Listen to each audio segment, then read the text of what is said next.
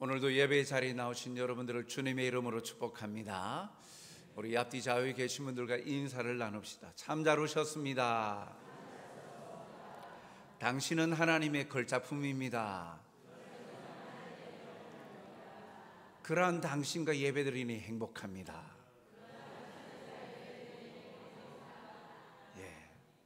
늘 행복하신, 행복과 기쁨이 가득한 여러분들 되시길 주님의 이름으로 축복합니다. 오늘은 이 정죄가 아닌 사랑으로라는 말씀으로 함께 말씀을 나누고자 합니다. 예수님은 공생의 사역에 이 막바지에 밤에는 감람산에서 기도하시고 또 날이 밝으면 사람들을 만나시고 천국 복음을 전하시고 말씀을 가르치는 사역을 계속하셨습니다. 오늘 본문에도 보면 초막절이 끝나고 다음날 성전에서 백성들을 말씀으로 가르치시던 가운데에 일어난 사건입니다. 어떠한 일이 일어납니까? 유대의 이 경건한 생활로 존경받는 그러한 지도자였던 바리새인들, 그리고 서기관들이 한 여인을 데리고 옵니다. 그 여인은 음행 중에 발각이 되어져서 이들의 손에 붙잡혀 왔지요. 그리고 이 한 여인을 예수님 앞으로 데리고 나옵니다. 오늘 본문 3절을 보니까 서기관들과 바리새인들이 음행 중에 잡힌 여자를 끌고 와서 가운데 세우고 라고 밝히고 있습니다. 이 여인을 예수님 앞에다가 세우고 예수님에게 질문을 합니다. 5절에 보니까 모세는 율법에 이러한 여자를 돌로 치라 명하였거니와 선생은 어떻게 말하겠나이까? 모세의 이미 율법을 통하여서 그 율법에 제정한 내용을 들먹이면서 율법 규정을 들먹이면서 예수님의 대답을 요청합니다. 사실 이러한 상황에는 바리새인과 이 서기관들의 숨겨진 의도가 있었습니다. 목적이 있다라는 거죠. 이러한 일을 행하고 질문을 하는 의도가 있습니다. 오늘 본문에서 그렇게 밝히기를 6절 상반절에 보니까 그들이 이렇게 말하면 고발할 조건을 얻고자 하여 예수를 시험함이로라. 예수님을 시험하려고, 예수님을 어떻게 하면 고발할까? 그래하여서 이 예수님의 발에 족쇄를 채우려고 하는 그런 의도가 여기에 담겨 있었다라는 겁니다. 예수님을 시험하여서 예수님을 고발할 작정인데 이들의 질문 속에는 세 가지 함정이 있습니다. 모세율법에는 이런 여자를 돌로 치라 그러는데 예수님, 선생이요, 당신은 뭐라고 대답하겠습니까? 라고 질문한 이야기에는 세 가지 함정을 봤어요. 첫째는 예수님이 율법의 규정에 따라서 그 여인을 돌로 쳐 죽이라 라고 만약에 예수님이 말씀하신다면 예수님이 가르치신 그 말씀들, 원수를 사랑하라 라는 그 가르침과 상반되는 점을 들추어서 예수님을 야만적이고 무자비한 인물로 몰아가려 하는 의도가 있는 거죠. 함정이 있습니다. 그리고 이렇게 질문한 두 번째 숨겨진 함정은요, 로마 황제의 대리인이라고 할 수 있는 총독 외에는 누구도 사형을 선고할 수 없습니다. 지금 로마의 통치를 받고 있다 보니까 사형 선고는 버젓이 이들이 생활하고 있지만 로마 통치 아래 있기 때문에 로마의 위임을 받아서 온 로마 총독만이 사형 선고를 할 수 있다는 거죠. 그러한 당시의 정치적 상황을 구실로 하여서 만약에 돌로 쳐 죽이라 라고 한다면 예수님을 일종의 정치범 또는 살인교사죄로 처벌할 계획인 것이죠. 셋째, 이들이 판 함정은요, 간음한 여인을 처벌하지 말라고 예수님이 대답할 경우에 그들은 하나님께서 주신 율법의 파기자로 예수님을 정죄할 계획을 가지고 있었던 것입니다. 어떠한 대답의 경우에도 예수님을 유대 공동체 안에서 매장시킬 수 있다라고 그들은 생각하고 이러한 것을 꾸민 것이죠. 사랑하는 성도 여러분, 서기관과 바리새인들처럼 자신의 기득권을 위해서 작정하고 사람을 곤란케 하고 함정에 빠뜨리는 그러한 이들이 있습니다. 잠언서 12장 6절에도 보면 악인의 말은 사람을 엿보아 피를 흘리자 하는 것이거니와. 악인들은 기회를 엿보아서 어떻게 하든지 상대방을 곰핍한 자리, 공공의 자리에, 어려운 자리에 빠뜨리게 하고 그 사람에게 피해를 입히려고 한다라는 겁니다. 왜 이들은 예수님을 시험에 빠뜨려서 매장시키려고 합니까? 당시 유대 종교 지도자들에게 예수님은 골치 아픈 존재였습니다. 매우 당혹스러웠습니다. 왜냐하면 그들에게 예수님은 지금까지 관행적으로 이루어지던 성전에서의 매매 행위, 너희는 어찌하여 성전을 독사의 소굴로 삼느냐 하면서 성전에서 매매하는 그 모든 것들을 뒤집어 엎지 않으셨습니까? 그런데 그것이 버젓이 유대 사회 가운데는 관행으로 이루어져 있던 것입니다. 그것을 뒤집어 엎었죠.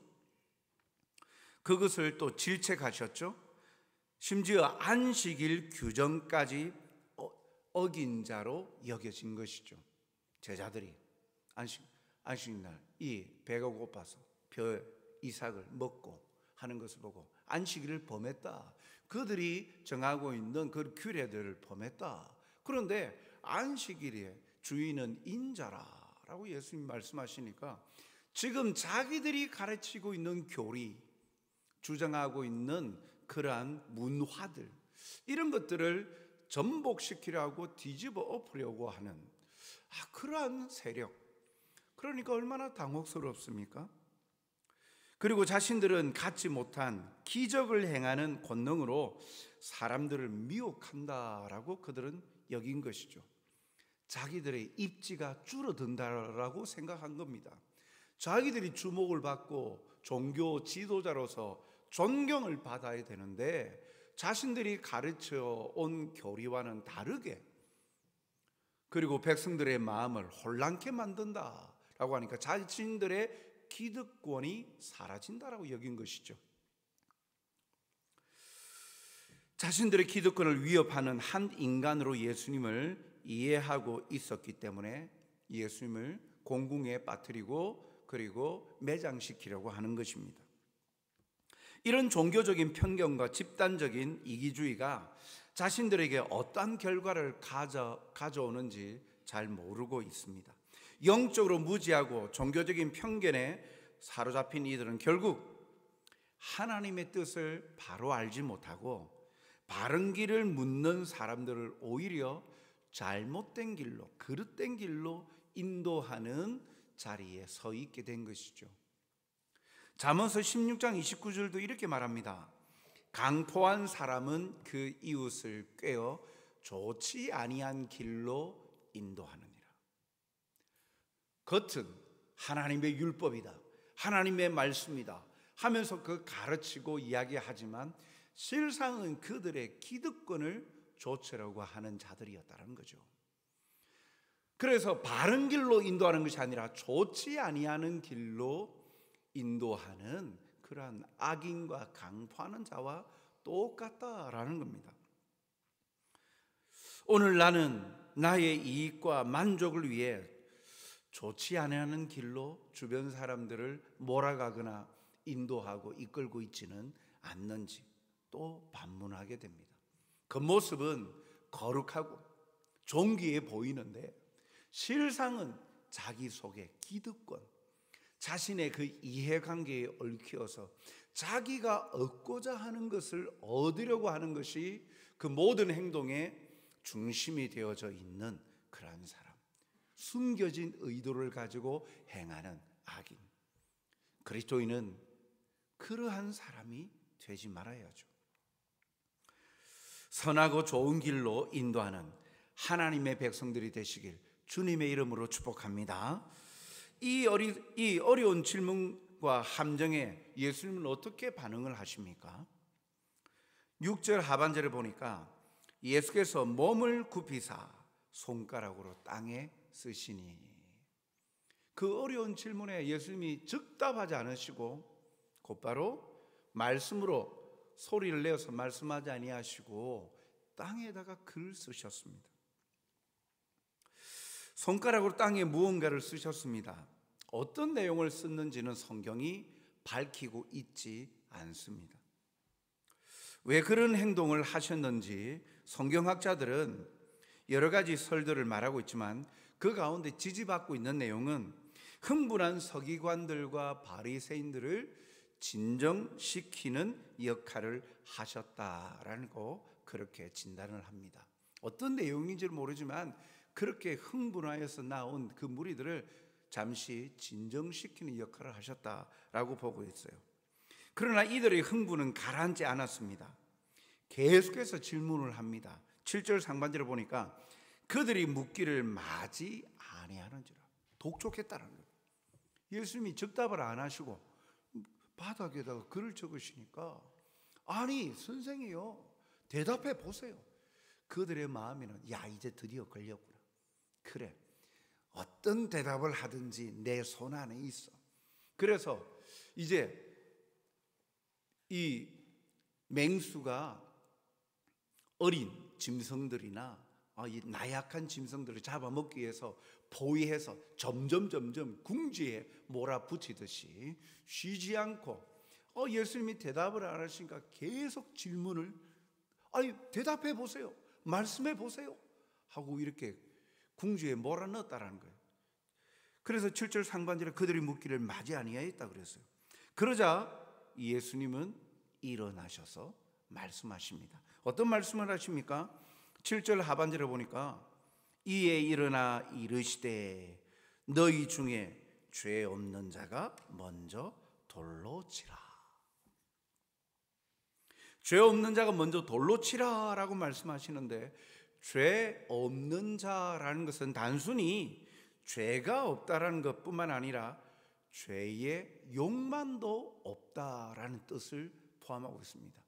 겉으로 드러난 그런 죄의 그런 실체뿐만 아니라 겉으로 드러나지 아니하였지만 그 속에 죄에 대한 욕망, 탐욕, 여러 가지 증오, 이러한 숨겨져 있는 죄의 욕망도 없는 자가 먼저 돌로 치라는 거예요.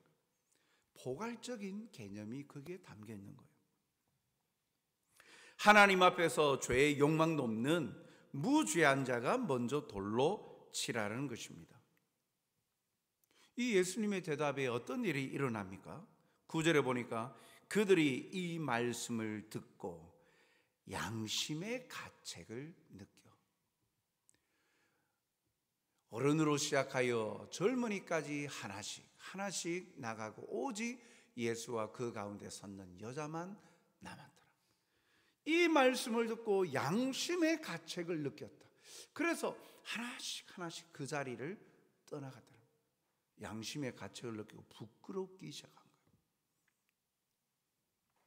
그렇게 흥분하여 집요하게 예수님을 시험하러 들였던 서기관들과 바리새인들이 그 자리를 모두 떠나갑니다. 예수님의 말씀이 그들에게 큰 울림으로 다가온 것이죠. 생각지 못했던 예수님의 말씀에 자신의 양심의 가책을 느낀 것입니다. 자신을 돌아보게 된 것이죠. 바리새인과 서기관들은 죄를 지은 그 사실, 정죄하는 데에 그들의 시선이 꽂혀 있고, 예수님을 시험하고 무너뜨리려고 하는 데에 그들의 마음과 생각이 중심이 잡혀 있었지만, 예수님은 오히려 그 말씀을 통해서 자신들을 돌아보게 하셨어요. 사랑하는 성도 여러분, 정죄하려 들었던 모든 이들이 그 자리를 떠나갑니다. 그래도 말씀 앞에 양심의 가책을 받아 더 이상 범죄의 자리로 나가지 않고 부끄러움을 느끼게 된 것이죠. 그렇습니다. 말씀은 우리를 돌아보게 합니다. 갈라디아서 6장 1절에 보니까 형제들아, 사람이 만일 무슨 범죄한 일이 드러나거든 신령한 너희는 온유한 심령으로 그러한 자를 바로잡고 너 자신을 살펴보아 너도 시험을 받을까 두려워하라. 주님의 말씀으로 자신을 돌아봤어요. 갈라디아서 말씀에도 잘못한 일들, 그런 상대방이 보이거든 손가락질하고 비난하고 조롱하지 말고 온유한 심령으로 그러한 자를 바로잡아주라, 세워주라. 그러고 너 자신도 돌아봐라. 네 자신을 살펴보아서 너도 그러한 자리에 있지 않는지, 너도 그럴 수 있다라는 것을 생각하고 주의하고 경계하여서 돌아보아서 죄의 자리에서 떠나라 라고 말씀을 하고 있다는 것이죠. 남의 잘못을 드러내어 매장시키는 행위들이 우리 사회에는 참 너무나도 편만합니다. 살기 좋은 세상, 손가락으로 이 스마트폰을 통하여서 모든 것을 제어하고 통제까지 하죠. 그 사물 인터넷이라고 하여서 밖에 있으면서도 집에 있는 뭐 가전제품이나 이런 모든 것들을 통제할 수 있고 또 그렇게 컨트롤할 수 있습니다. 또 그것을 통해서 세상의 모든 정보들을 손쉽게 얻어낼 수 있어요. 실시간으로, 요즘은 또 유튜버들이 너무 많아가지고 실시간으로 그 자리에서 무슨 일이 일어나는지 그 자리에 있지 않아도 실시간으로 본다는 거예요. 너무나도 상상할 수 없는 편리한 시대, 그리고 상상할 수 없는 그러한 신속하고 정보력이 빠른 시대를 살아갑니다. 그런데 이것의 암울한 배경은 확인되지도 않은 내용을 자신의 SNS를 통해서 퍼나릅니다. 댓글을 달고 누가 이렇다더라, 이 가짜 뉴스를 양산해내지 않습니까? 유튜브를 보다 보면 어디 뭐 근거 자료를 올리는데, 출처에 대해서 올리는데 그것이 잘못되었던 위조된 자료들을 가지고 마치 원래 있었던 진품인 양, 진짜 자료인 양 하면서 그들의 논리를 펴가면서 결론까지 맺어버리는 거예요. 그것이 옳은 줄 알고 계속 퍼나릅니다. 그런 일들로 인하여서 얼마나 피해를 많이 입습니까? 가짜 뉴스로 몸살을 앓지 않습니까? 우리나라만 그렇습니까? 전 세계가 그렇지 않습니까? 특별히 선거철이 되고 하면 이것은 엄청난 것을 쏟아내는 거예요. 이런 시대를 우리가 살아가고 있지 않습니까? 우리가 그것이 사실인지 아닌지 구분하고 분별하려 들지 않고 무조건 쉽게 말하자면 신상이라는 거예요. 따끈따끈한 뉴스를 하는 거죠. 내가 먼저 그것을, 그래 하여서 자기의 구독수도 올리고 여러 가지 좋아요도 받고. 그러나 우리 그리스도인들은 그런 일에는 신중해야 합니다. 그리고 타인의 잘못된 행동을 바라보는 시각은 마녀 사냥하듯 득달같이 달려들어서 동참하기보다 그것을 반면교사로 삼아야 되는 거예요. 잘못될 수 있구나. 요즘 이런 것에, 그래서 사실은 자기가 동조 안 해도 퍼다 나르는 행위만 하여도 잘못된 뉴스, 가짜 뉴스를 퍼다 나르면 법적으로 제재를 가하고 처벌을 받지 않습니까? 나에게도 그러한 연약한 죄된 본성이 있음을 깨닫고 자신을 살펴보아서 시험에 들지 않도록 그렇게 자신을 돌아보고 자신을 겸비하는 자, 성숙한 그리스도인들, 바로 여러분들이 되시길 주님의 이름으로 축복합니다. 오늘 말씀 속에서 그러한 시각들을, 이러한 두 부류의 시선들을 발견하게 되는데, 서기관들과 바리새인들의 시선은요, 먼저 자신의 기득권을 위해서 사람을 정죄하는 시선을 시각을 가지고 있습니다. 8장 3절 말씀을 다시 보면 서기관들과 바리새인들이 음행 중에 잡힌 여자를 끌고 와서 가운데 세우고, 가운데 세웠다라는 말 이해가시죠? 사람들이 모여 있어요. 예수님이 말씀을 가르치고 있는, 그래서 예수님이 사람들 군중을 바라보고 말씀을 가르치고 있는데 그 가운데에다가 예수님과 군중들 사이에다가 모두가 주목할 수 있는 자리에다가 그 여인을 세웠다라는 거예요. 생각해 보십시오. 이 여인은 어떤 감정을 느낄까요? 위험에 빠뜨리려 합니다. 그런데 사실 음행한 것, 간음은요, 여인 홀로 범하지 않지 않습니까? 신명기 22장 22절에는 이렇게 말씀합니다. 어떤 남자가 유부녀와 동침한 것이 드러나거든 그 동침한 남자와 그 여자를 둘 다 죽여 이스라엘 중에 악을 제할지니라. 함께한 남녀를 다 죽이라, 벌하라 라고 하고 있어요. 그러나 이 율법을 너무나도 잘 알고 있는 바리새인과 서기관들은 지금 어떻게 합니까? 여인만을 데리고 와서 가운데 세우고 있다는 거예요. 남자는요, 같이 음행한 남자는 어디 갔습니까? 율법대로 행하면 되지, 예수님께로 데리고 온 것은 여인뿐만 아니라 예수님까지도 정죄하고 위험에 빠뜨리는 심사예요. 그들은 사람을 바라보는 시각이 살리는 시각이 아니라 죽이는 시각인 거예요. 세우는 시각이 아니라 무너뜨리려는 시각을 가지고 있는 거예요. 그래서 자기가 옳다라고 여긴 것을 그대로 펼쳐내는 것이 아니라 그 율법에 근거하여서 그대로 집행을 하는 것이 아니라 필요한 부분만 뽑아서 가지고 와서 자기의 기득권과 이해관계를 득하려고 하는 그러한 철저히 자기 중심적인 이기주의에 빠져 있는 자들이라는 거죠. 겉모습은 율법을 이행하는 것처럼 그렇게 보여지지만 그러나 내막은 아니지 않습니까? 말씀대로라면 둘 다 데리고 와야죠. 아니면 둘 다 데리고 올 것이 아니라 율법대로 그들 방식대로 하면 되죠. 왜 예수님까지 그 어려운 공경에 빠지게 하려 합니까? 이들의 시선은 정죄하는 시각, 다른 사람들을 살리고자 하는 것이 아니라 무조건 깎아내리고 무너뜨리게 하려는 시각을 가지고 있어요.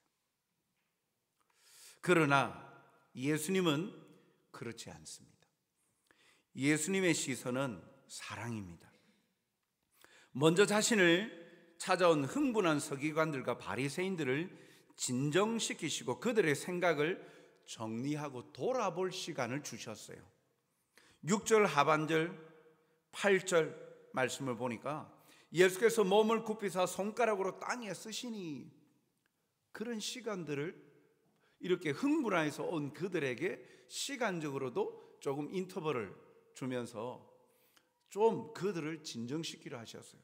또 이내 8절에 다시 몸을 굽혀 손가락으로 땅에 쓰시니, 재차 그들의 흥분을 가라앉히고 자신들의 행동을 돌아보게끔 하셨어요. 아마 거기에 쓰여진 말씀이 그들이 읽었다면 생각하게 할 말씀이었을 거예요. 그럼에도 그들은 흥분을 감추지 못했죠.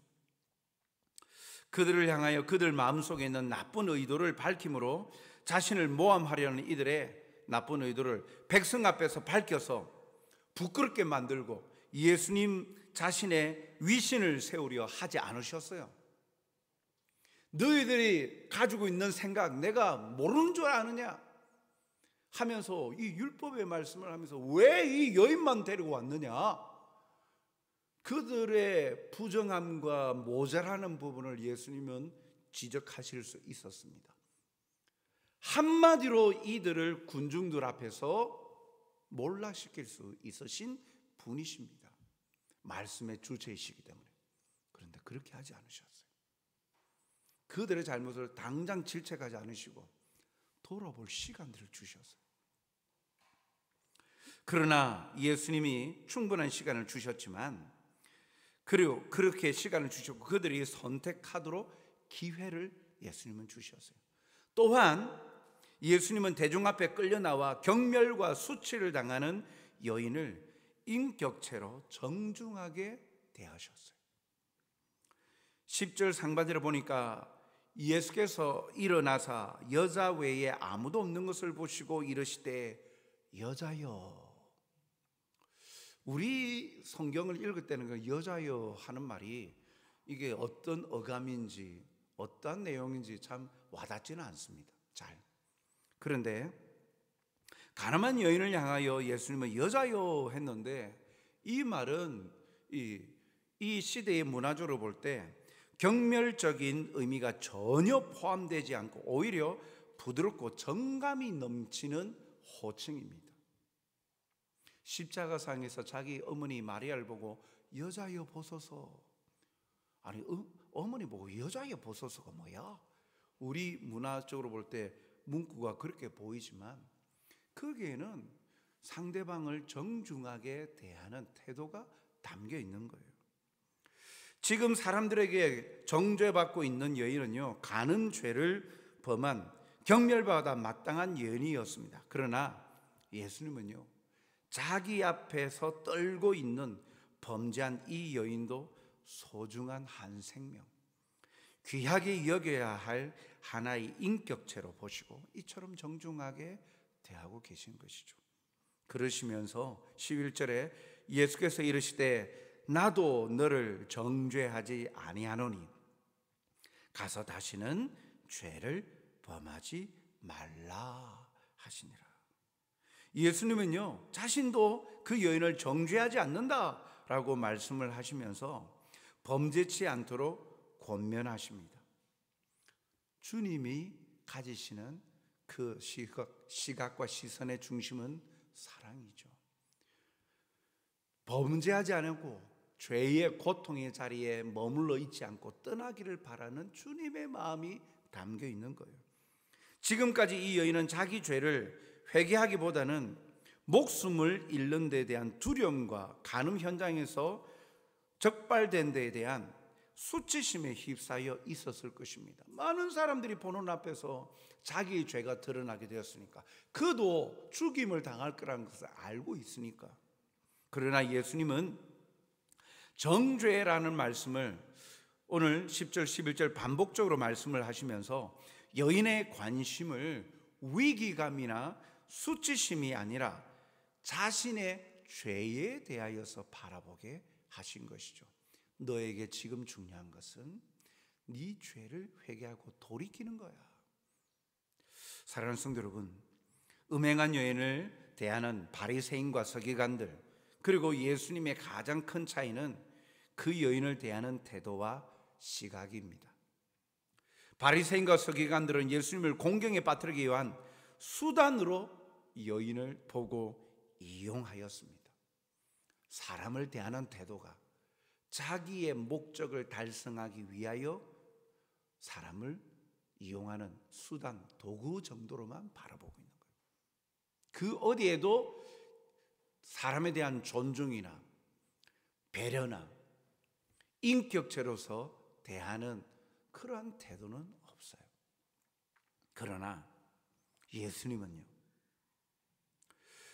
죄에 대한 징벌보다도 그 영혼이 주께로 회심하고 돌아오도록 기회를 주시고 사랑을 베푸심을 우리가 깨닫게 됩니다.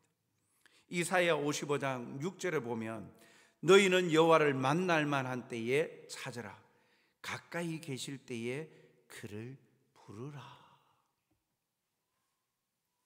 하나님의 마음은 항상 너 죄 지었지? 벌 받아. 너 이런 죄를 지었잖아.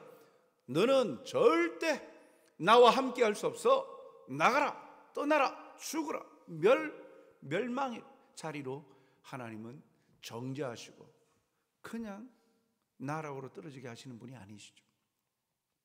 곳곳에 하나님께서는 기회를 주시고 말씀하지 않습니까? 이사야 말씀을 통하여서도 만날 만할 때에 너희는 여호와를 만날 만할 때에 찾으라. 가까이 계실 때에 그를 부르라 라고 말씀하십니다. 이것이 오늘 가늠한 여인을 대하는 주님의 마음, 죄를 지은 죄인을 향한 하나님의 마음이기도 합니다. 그 주님을 본받아 살아가야 될 우리 그리스도인들이 영혼들을 대하는 태도가 이러해야 됨을 우리에게 말씀합니다. 사랑하는 성도 여러분, 오늘도 우리는 영혼을 대하는 태도, 사람을 대하는 태도가 어떠합니까? 나 자신 안 다치려고, 나만 아니면 돼, 그러면서 나 대신 다른 이가 피해를 입도록 무관심하거나 아니면 침묵하며 나만 피해 안 입으면 되지 하고 그렇게 그 자리에서 침묵하고 있지는 않습니까? 주님은 오늘 우리에게 이 말씀을 통하여 말씀하십니다. 사람을 죽이고 정죄하는 자가 아니라 살리고 세우는 자, 기회를 주시고 또한 사랑으로 대하시는 주님의 마음을 닮으라, 품으라 우리에게 말씀하십니다. 이 어두운 세상에서 참 나는 어떤 시각을 갖고 살아갑니까? 왜 어두운 세상이라고 합니까? 하나님을 알지 못하는 세상에 대해서 성경은 어두움이라고 이야기합니다. 거기에 빛 대신 주님, 빛의 반사체로서 그리스도인은 빛된 진리를 선포하는 빛의 자녀라 말씀합니다. 빛을 비추어서 어두움을 밝혀서 수치심을 느끼게 하는 것이 아니라 갈라디아서 6장 2절 말씀처럼 온유한 심정으로 그 영혼을 보살피고 돌아보고 바르게 세우며 자기 자신도 살펴 돌아보게 하는 것, 그것이 주님의 마음입니다. 세상은 모든 이들을 경쟁자로 보고 밥그릇 싸움하듯 타인을 짓밟아야 살아남는다 인식하며 단점과 약점을 들추어내며 살아갑니다. 그러니까 말투가 공격적인 것이죠. 비아냥거립니다. 조롱합니다. 비난합니다. 거기에 앞장섭니다. 그러나 우리 그리스도인들은 그렇지 않지요. 주님을 닮아 정죄가 아니라 사랑의 마음으로 품고 살아가도록 해야 합니다. 예수님은 분노와 나쁜 의도로 나온 바리새인과 서기관들, 수치심과 위기감에 사로잡힌 여인에게 자신의 죄를 보고 회개할 기회를 주셨습니다. 양심의 가책을 느껴 범죄의 자리에 이르지 아니하도록 떠나가도록 기회를 주셨어요. 오늘도 우리의 삶이 그러해야 되지 않겠습니까? 영혼을 바라보는 그 마음이 주님의 마음이어야 되지 않겠습니까? 구령의 열정을 가지는 것, 하나님이 열심으로 영혼을 사랑하셔서 한 영혼이라도 주께로 인도하시고자 하는 기회를 주시고 인내하시고 오래 참으시면서 사람을 통하여 환경을 통하여 생명의 길로 빛의 자리로 나오도록 하나님은 지금도 쉬지 않고 역사하고 계시지 않습니까? 그 일에 우리를 사용하기를 기뻐하시는 거죠. 우리 또한 우리가 대하는 자리에서 입만 열면 상대방의 약점을 주장하고 비난하고 조롱하고 뒷담화하고, 그래서 그 자리에 함께하지 못하도록 너는 우리와 달라 편가름하고 조롱하고, 세상은 그렇다 할지라도 교회는 그러지 말아야죠. 세상은 어두움이니까 그렇다 할지라도 빛 대신 주님을 섬기며 빛의 자녀들이 모여있는 교회는 그러지 말아야죠. 그러한 아픔을 가지고 있는 자들이 교회 공동체 안에 들어올 때는 오히려 그 마음에 위로가 넘치고 감사가 넘치고 사랑이 묻어나야죠. 그래서 우리의 말과 행동에 다 주 예수 그리스도의 이름으로 행하여서 그리스도의 사랑이 나에게서 다른 사람에게로 흘러가야죠. 그래서 칭찬하고 격려하고 기회를 주고, 주눅들게 만드는 것이 아니라 기회를 주고 배려해주고 살리려고 하는 주님의 마음을 닮아서 이 시대에 가장 필요한 사랑이 흘러넘치는 성정교회 성도 여러분들이 되시길 주님의 이름으로 축복합니다. 사랑과 자비가 풍성하신 아버지 하나님, 오늘도 우리에게 말씀하시어 하나님 아버지의 마음을 보여주시고 깨닫게 하여 주시니 감사합니다. 바리새인과 서기관들은 자신의 의도하는 목적을 위하여 생명의 존중함을 여기지 아니하고 도구와 수단으로만 삼았습니다. 그러나 주님은 그러한 자들에게도 기회를 주시고 또 범죄한 여인에게도 회개함으로 돌이켜 다시는 죄의 자리에 이르지 아니하도록 그를 정중하게 대하며 기회를 주셨습니다. 오늘도 우리의 삶 가운데에 이러한 돌아보아 사랑과 선행으로 격려하며 주님의 사랑을 베풀며 나누는 통로로서의 삶을 살아가는 자가 되게 하여 주옵소서. 주님의 백성들이 모여있는 공동체가 세상에서는 발견할 수 없는 사랑이 가득한 공동체가 되게 하여 주시옵소서. 그리하여 이 복된 소식을 알지 못하는, 진리의 말씀을 알지 못하는 영혼들, 멸망의 길로 가는 그 영혼들을 바라보며 가슴 아파하며 구령의 열정을 가지고 그들에게 생명과 진리의 사랑의 말씀을 전하며 나누며 이끌므로 다시금 주님의 그 영광의 자리에 함께 동참하고 잔치에 함께 할 수 있도록 하나님 그 매개체의 역할을 감당하는 주의 손에 쓰임받는 선한 그릇들이 되게 도와주시옵소서. 오늘도 내 삶을 돌아보아 하나님의 말씀 앞에 겸비케 하여 주시고 주님의 영광의 빛, 사랑과 은혜를 전하는 하나님의 사도로서의 삶을 살아가는 자가 되게 도와주시옵소서.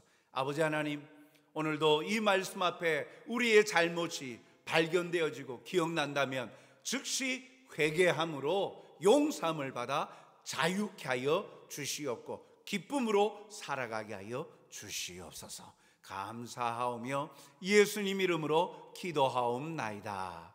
아멘.